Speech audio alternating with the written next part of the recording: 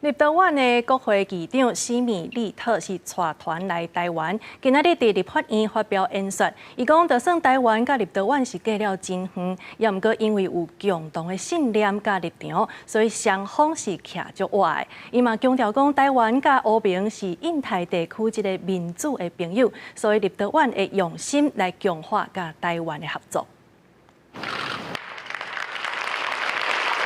带着优雅笑容接受立法院长尤锡坤办寿的国会议长英语奖章，立陶宛国会议长西米利特也会整100位，佮正做第一位伫咱国会发表演说的波海三国议长。 Both Taiwan and Lithuania are guided by the belief that people are the creators of their own destiny. I truly believe that shared values can bridge the largest geographical distances and bring people together. 西米利特表示，台湾甲立陶宛虽然距离真远，也毋过共享同款的价值观。随着最近几年台日关系有深远的发展，西米利特也指出，澳洲议会国旗文中强调，台湾是欧盟伫印太地区的重要伴，民主盟友徛伫对抗强权的上前线。那立陶宛身为会员国，会努力伫强化甲台湾各领域的合作。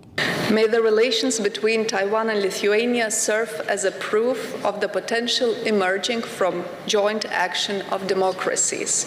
Through partnership and mutual respect, we will meet the challenges of our time and build a legacy of strength, resilience, and progress. 台湾一定会持续与立陶宛及乌克兰站在同一阵线，与世界各地爱好民主自由的盟友们站在一起。 共同对抗任何危及民主自由、威胁印太和平稳定的险恶势力。第二流程照常的时，西米利特超过180公分的成员特别显目。